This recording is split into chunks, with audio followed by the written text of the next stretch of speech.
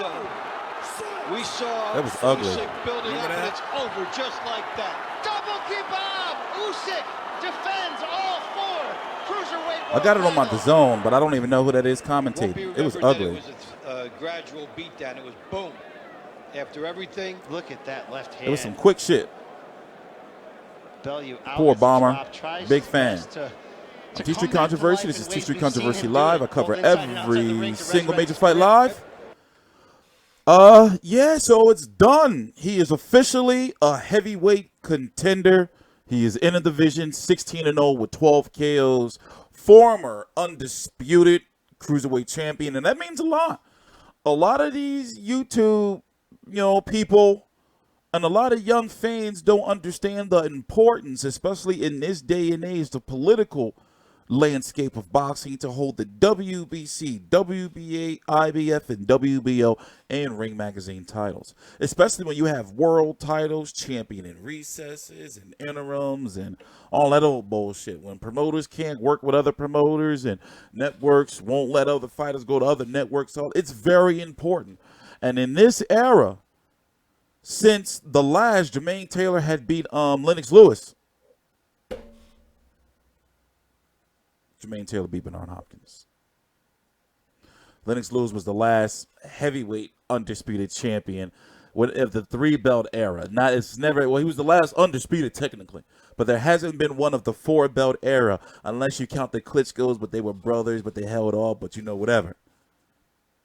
The point I'm trying to make is, for Terrence Crawford to do what he did, for Canelo to be as close to being there, and for him and Golovkin and how Andre fits into it, it's very important. So he's dropped one of his titles. He was ordered by the WBA to fight champion in recess, Denis Lebedev, because for some reason, Denis Lebedev's belt wasn't on the line when he fought Murat Gassiev. The WBA just pisses me off. They had a WBA champion in recess, Denis Lebedev, WBA Super World Champion, Oleksandr Usyk, WBA World Champion in Babet Shumenov, and some other guy, I forgot his name, I'm supposed to know, was the WBA Interim Champion. Yes, they had 4 heavyweight champions. No bullshit. So he dropped that belt. He still holds on to the other 3, but likely this is the first sign to show, especially if he wins, likely he will, against Carlos Takam May the 25th. It's going to be on the DAZN and on Sky Sports down in Maryland, of all places. May the 25th. He's taking on none other than this man, Carlos Takam. 36-5-1 with 28 KOs. Very credible fight for his first fight at heavyweight, by the way. Remember, he won his last fight, but before that, he was whooping Derek Chisora ass, before Derek Chisora resurrected his career and knocked him out. Derek Chisora then went on to get knocked out by Dylan White a couple fights later after that. Remember, he was that late replacement for Kubrat Pulev, who has his own scandal going on. And he got beat up by Anthony Joshua. And a lot of people say that last stoppage, that stoppage was a little controversial. Joseph Parker, he had Alexander Povetkin, Tony Thompson, Mike Perez, my lord, Michael Grant, Francois the White Buffalo, Francois Botha. So this is Usyk's first fight at heavyweight, and basically we're going to be looking at how he moves, how he looks against the top, not a top of a veteran of the heavyweight division. Can he do a better job? Likely not to get the knockout, or if he does, it'll be a bonus. Can he do a better job than Derek Chisora? Likely he will. And Anthony Joshua did. Will he show like, oh shit, he's going to be doing a lot of movement? How can Anthony Joshua be able to deal with that? That's what we're going to be looking for. As you know, Anthony Joshua was taking on Big Baby Miller. They're on the same timeline. Remember, this fight is taking place the week before Joshua versus Miller, which is June the 1st. So think about it. The wild card. What if some shit don't go to plan and Anthony Joshua, don't fight, his IBF mandatory, they can go right to Usyk. Usyk, because of his WBO status, he can automatically be, from my understanding, WBO #1 contender, and then the winner of Fury versus Tom Schwartz. Or depending on what Dylan White's going to do, it seems like he's still pursuing that WBC title shot. But basically, the WBO is They're mandatory is due. Right? It's supposed to be what, the WBO and then the IBF or something like that. Either way, Joshua has 2 mandatories that's due.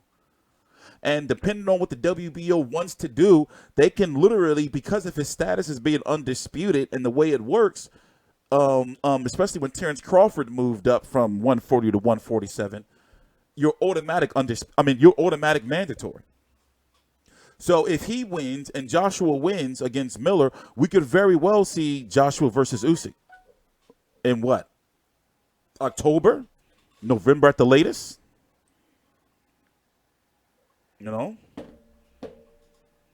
We don't know what Wilder Brazil is going to do. We don't know what's going to happen with Fury versus Tom Schwartz, which is taking place on June the 15th, by the way.